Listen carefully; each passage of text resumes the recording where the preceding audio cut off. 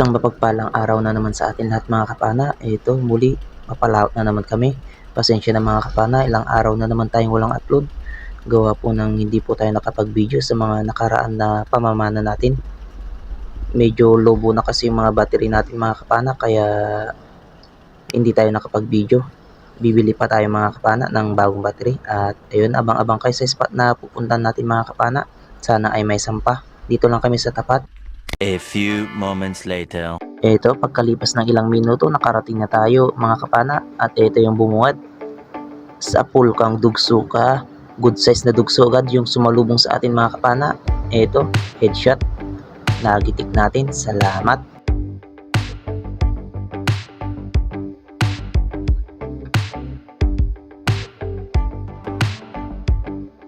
Pagkatapos natin ma-secured yung dugso natin, eto, meron tayong nakita dito sa butas.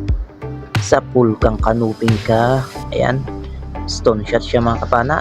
Tinamahan sa gitnang tinik, kaya walang kapalag-palag. Hindi pa man tayo nakakalayo mga kapana, meron na naman tayo nakita. Sa pulkang dugso ka.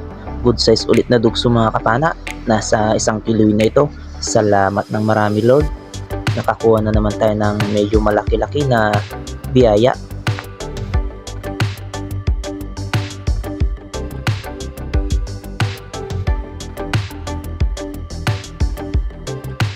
At ito naman mga kapana, sumunod na nagpakita. Isang dalagang bukid na lapad. Kung tawagin naman dito sa amin ay kabasi. Ito siya oh. Sa pulkang kabasi ka. Masarap din ito sa inihaw mga kapana kayo sa prito. Salamat. Dito naman mga kapana, dugso ulit yung nagpakita. Ayan, medyo may sampa yung dugso dito sa spot na napuntan natin mga kapana. Headshot ulit siya mga kapana. Hindi na naman nakapalag pa. Salamat ng marami Lord. Nakatatlong dugso na tayo.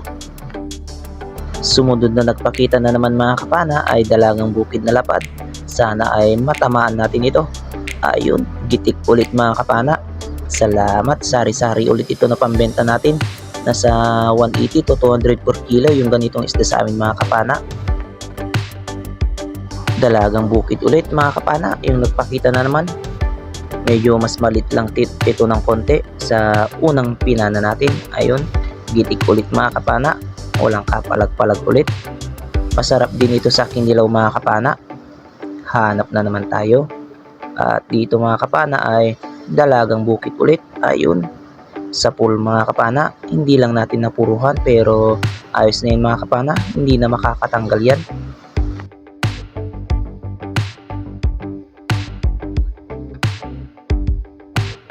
Another dalagang bukid ulit mga kapana. At malaki-laki na naman.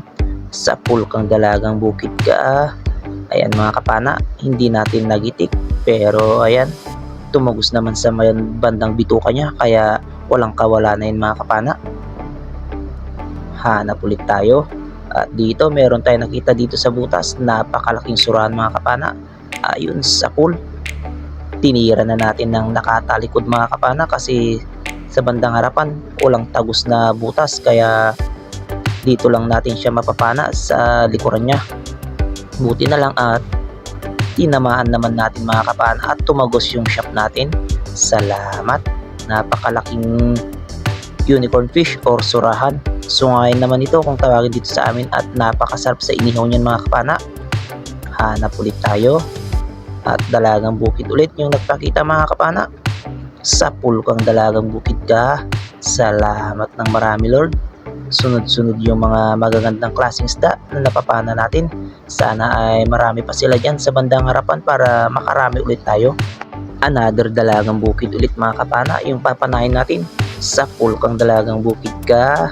Kabasi kung tawagin sa amin mga kapana. Salamat. Sunod-sunod na talaga yung mga sari-sari na pambenta natin na nakukuha. Ito na naman mga kapana, kabasi or dalagang bukid na naman. Malapad ulit. Sana ay makuha ulit natin dito mga kapana. Sa pulkang kabasi ka. Headshot siya mga kapana. Walang kapalag-palag. Salamat.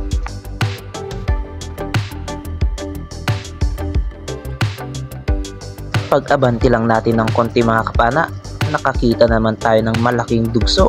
Ito, sa pulkang dugso ka. Higit 1 kiluhin na ito mga kapana.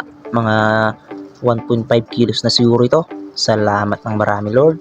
Kwartang linaw na ito. Nasa 180 to 200 per kilo rin ito mga kapana. Kasama ng mga dalagang bukid. Pare-pares lang sila ng kilo. Salamat ulit Lord.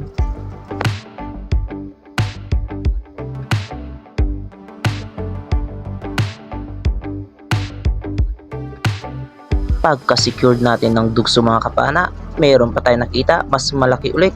Mamaw na ito. Sa pulkang dugso ka. Longnose Emperor mga kapana kung tawagin sa English ito. Napakalaki. Mamaw talaga ito mga kapana. Mga nasa 4 na kilo na ito mahigit or magli 5 kilo na. Ayan mga kapana. Nagitik natin. Nagtudugo na sa bandang ulo niya. Salamat ng marami Lord. Kwartang linaw na ito. Meron na naman tayo pang durudugtong mga kapana o panggastos sa araw-araw kapag naibenta natin ito bukas.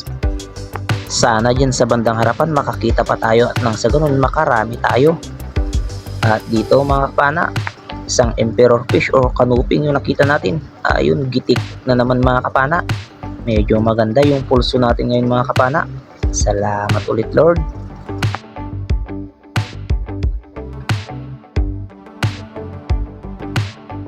Hanap ulit tayo ng mapapana natin. At ito, kambing na isda mga kapana or goatfish. Sa pulkang goatfish ka. Balaki naman yan kung tawagin sa amin mga kapana. Timbungan naman sa iba. Salamat Lord. Meron na tayong pang masarap na pang ulam. At dito may sumalubong naman mga kapana na isang alatan. Ayun, tinamaan siya mga kapana. Sana ay hindi na siya ito makawala para nang sa ganun meron ulit tayo pang ulam na masarap mga kapana. Pwede na rin dito pansigang. Salamat naman mga kapana, hindi siya nakawala. Hanap ulit tayo. At eto, dalagang bukid mga kapana. Sa pulkang dalagang bukid ka. Medyo may kaliitan lang ito mga kapana pero goods na yan. Pwede na rin yan pambenta natin mga kapana. At dito meron pa tayo nakita mga kapana sa bandang baba natin. Kaso kumaripas kaya hinayaan na lang natin. At dito naman mga kapana, isang kanuping yung nakita natin. Ayun, sa pool mga kapana. Hindi lang natin siya napuruhan. Masarap din ito na isigang mga kapana or paksiw. Another kanuping or buksi kung tawagin dito sa amin mga kapana yung nakita natin. Sa pulkang buksi ka. Gitik ulit siya mga kapana. Good size na ito. Pwede na rin natin ito na pambenta.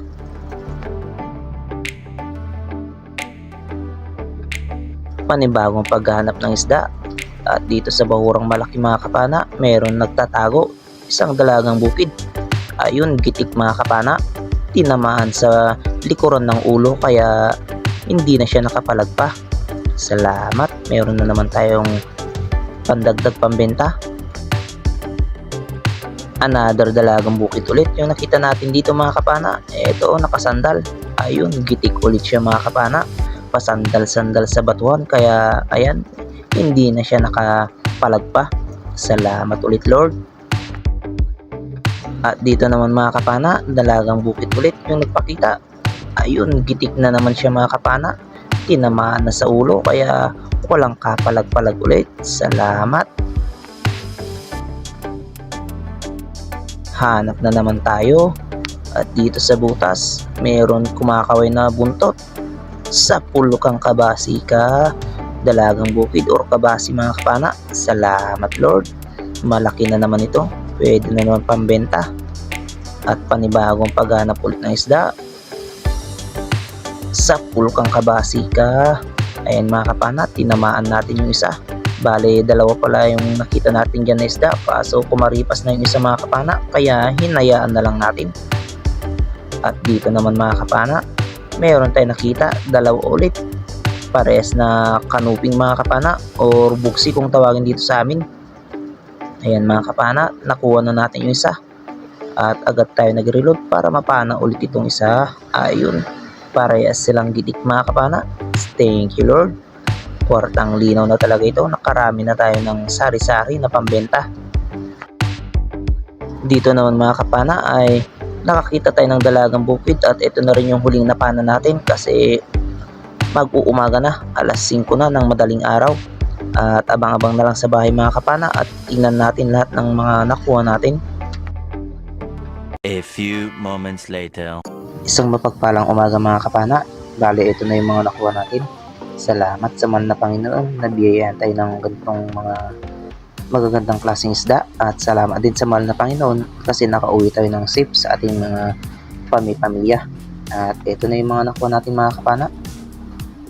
Yan yung malaking dugso natin at yung kayong mga good size na nakuha natin. Salamat.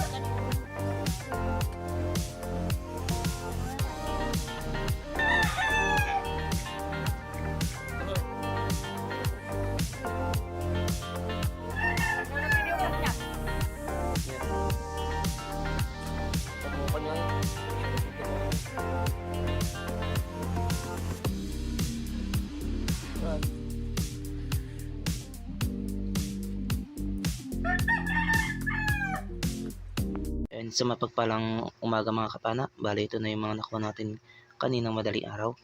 Yung sari-sari natin 11 kilos, yung dugso natin mga kapana 4.75 yung pinakamalaki niyan mga kapana na dugso natin.